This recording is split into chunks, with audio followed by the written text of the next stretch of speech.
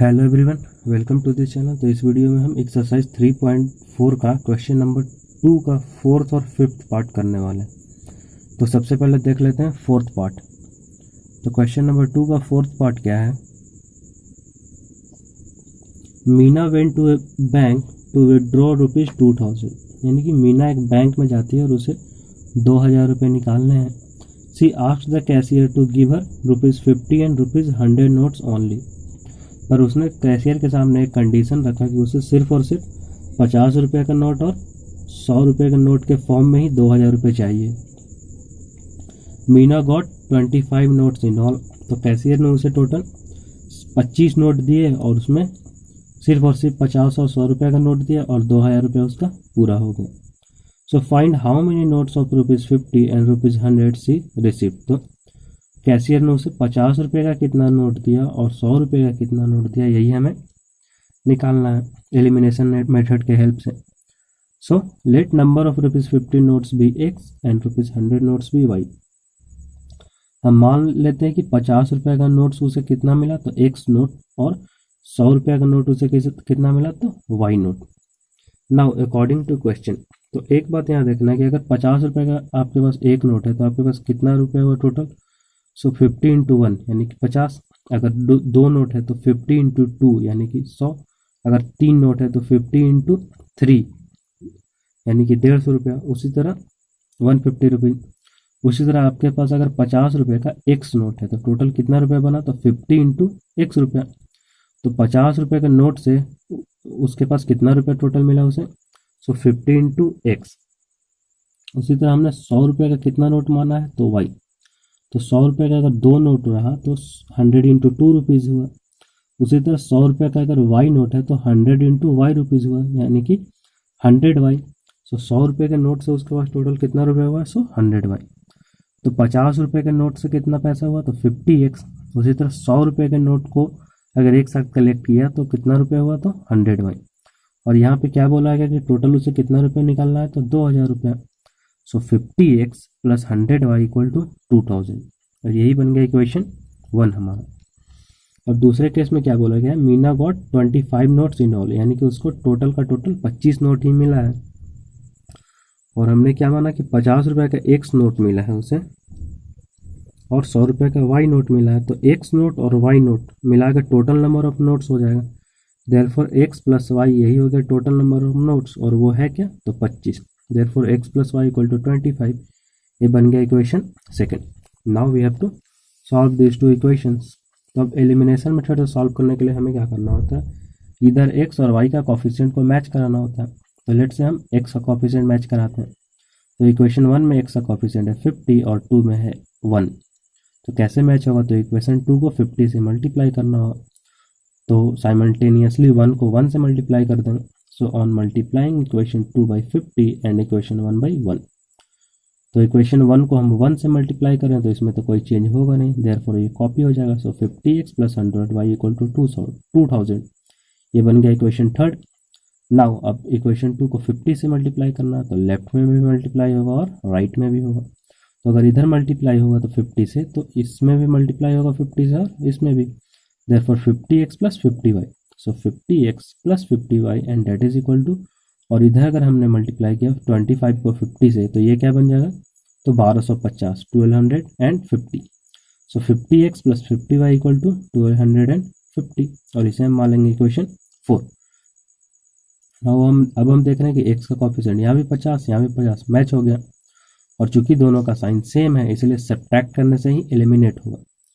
So on subtracting equation 4 from equation 3, यानी कि equation 3 से हम इक्वेशन 4 को सब्ट्रैक्ट कर लेते हैं।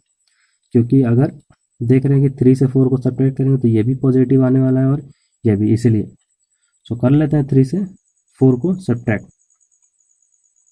तो लेफ्ट साइड से सब्ट्रैक्ट होगा और राइट साइड से राइट से। देयरफॉर 50x प्लस 100y ये, और उसमें से माइनस होगा 50x प्लस 50y।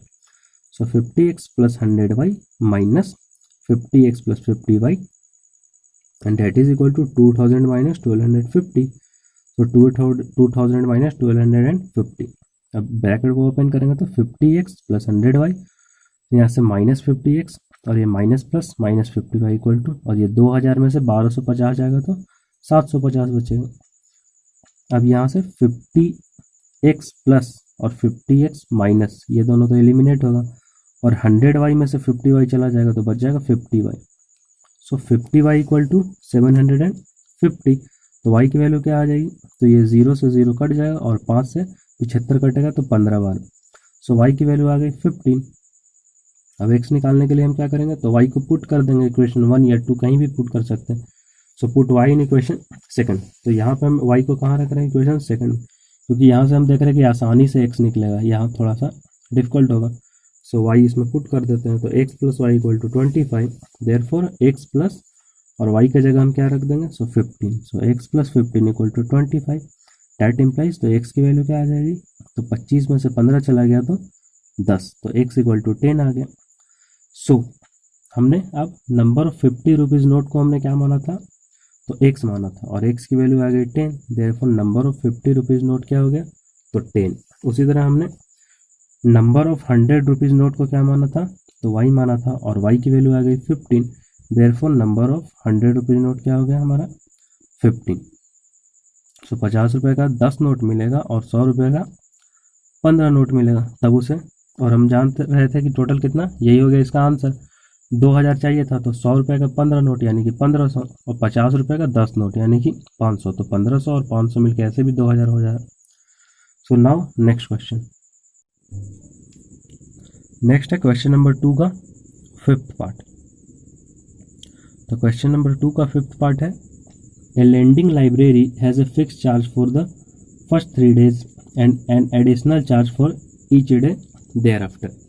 यानी कि एक लेंडिंग लाइब्रेरी है, यानी कि उधार पे किताब देता है पढ़ने के लिए, और उसका क्या है, ए fix charge for the first 3 days। यानी कि आप कोई भी किताब अगर 3 दिन के लिए ले जाते हैं तो उसका एक फिक्स चार्ज है, and an additional charge for each day thereafter. और उसके बाद आप जितने दिन भी रखेंगे हर दिन के हिसाब से जुड़ता चला जाएगा। जैसे कि 3 दिन का अगर 10 रुपये फिक्स चार्ज है, तो आपने ले गया, अगर 3 दिन के अंदर लौटा दिया तो 10 रुपये लगा, और अगर 4 दिन में लौटाया तो अगले 1 दिन का लेट से 2 रुपये है तो 12 रुपये लगा। फिर अगर 5 दिन में लौटाया तो अगले 2 दिन में 2 दूना 4 रुपये हो गया, और ये पहले से 10 रुपये था तो 14 रुपये देना होगा। तो इस तरह से, तो Sarita paid ₹27 for a book kept for 7 days। यानी कि सरिता ने कोई बुक रखा 7 दिन के लिए और उसे 27 रुपये पे करना पड़ा। वाइल उसी तरह Susy paid 21 for the book she kept for 5 days। यानी सुशी ने 5 दिन के लिए कोई किताब रखा और उसे 21 रुपये पे करना पड़ा। So find the fix charge and the charge for each extra day. यानी कि फिक्स चार्ज निकालना है कि क्या है 3 दिनों के लिए, और 3 दिन के बाद जितने दिन अलग अलग दिन रखेंगे तो हर दिन का कितना चार्ज लगेगा, यही निकालना है। So let charge fixed for 3 days भी ₹X। यानी कि 3 दिनों के लिए X रुपये लेट से फिक्स चार्ज है। कोई भी बुक अगर 3 दिन के लिए ले जाता है कोई, तो उसे X रुपये देना होगा। एंड एडिशनल चार्ज भी ₹Y पर डे। और 3 दिन के बाद जितना दिन भी रखेगा तो हर दिन के हिसाब से Y रुपया क्या लगता जाएगा, उसमें ऐड होता जाएगा, ₹Y per day. Now according to question, तो अगर हम सरिता का केस देखते हैं तो इसे कितना देना पड़ रहा है, तो 27 रुपये, और इसने बुक कितना दिन रखा है, तो 7 दिनों के लिए। तो 7 दिन तभी होगा जब पहले 3 दिन होगा। तो लेट से सरिता ने बुक ले गया और 3 दिन हो गया तो ₹X उसका बन गया सरिता का। उसके बाद उसने 7 दिन तक बुक रखा, तो 3 दिन तो निकल गया, 3 दिन का ₹X। उसके बाद कितना बचा, तो 4 दिन। तो जैसे ही 3 दिन कंप्लीट हो गया उसके बाद हर दिन का कितना रुपया ऐड हो रहा है, तो यहाँ Y रुपया पर डे 3 दिन के बाद ये ऐड हो रहा है, ये ध्यान में रखना। तो 3 दिन का तो ₹X लगा, और उसके बाद हर दिन Y रुपया ऐड हो रहा है। तो 3 दिन के बाद कितना एक्स्ट्रा दिन इसने रखा है, तो 4 दिन और रखा है, टोटल 7 दिन रखा है। तो 1 एक्स्ट्रा दिन का Y रुपया, तो 4 एक्स्ट्रा दिन का कितना हो गया, तो 4Y रुपीज़। और सरिता को टोटल कितना देना है, तो 27 रुपये। सो ₹X फिक्स चार्ज देना है इसे, और 4 दिन और रखा है, यानी कि Y रुपया पर डे के हिसाब से 4Y रुपीज़।